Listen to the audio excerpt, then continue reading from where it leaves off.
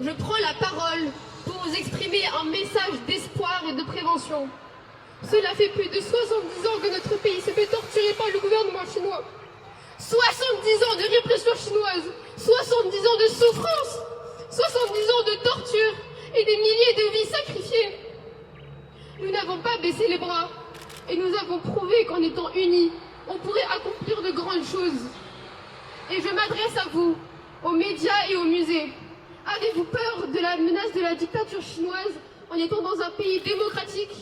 N'avez-vous pas honte de vouloir effacer notre nom? N'avez-vous pas honte de vouloir effacer l'identité et la culture d'un peuple? N'avez-vous pas honte de vouloir effacer l'histoire d'un peuple entier? C'est ça votre exemple pour les jeunes?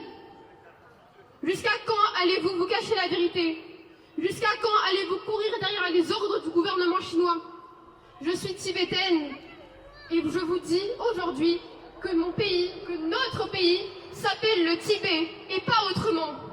Ne soyez pas complices de la dictature chinoise, c'est un crime contre l'humanité. C'est votre responsabilité de préserver l'histoire telle qu'elle est.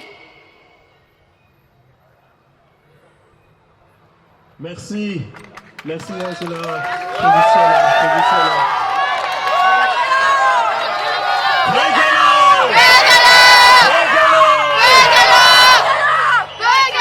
Musée français, ne soyez pas un complice de la dictature chinoise.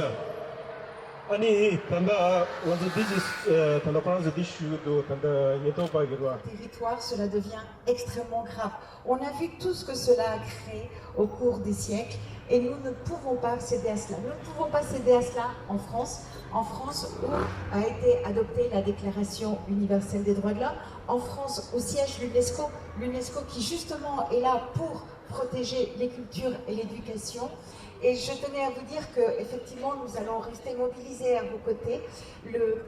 Dans 10 jours maintenant, non, 3 semaines maintenant, sera reçu à l'Assemblée nationale par des députés socialistes une délégation tibétaine de parlementaires tibétains qui vient de Dharamsala. Et nous avons mis à l'ordre du jour notamment 2 sujets. Celui justement de l'appellation dans les musées, que ce soit bien reconnu.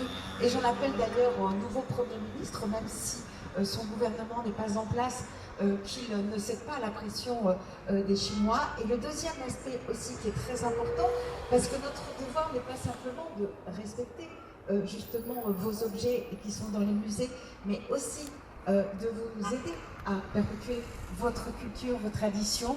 Et c'est pour ça que nous allons aussi parler du tibétain comme langue optionnelle au baccalauréat. Et je travaille là-dessus avec mes collègues de l'Assemblée nationale. Donc voilà, je voulais vous dire que vraiment, nous sommes à votre écoute, nous sommes avec vous et nous continuerons à soutenir votre mobilisation pour un Tibet libre. Merci beaucoup. Merci.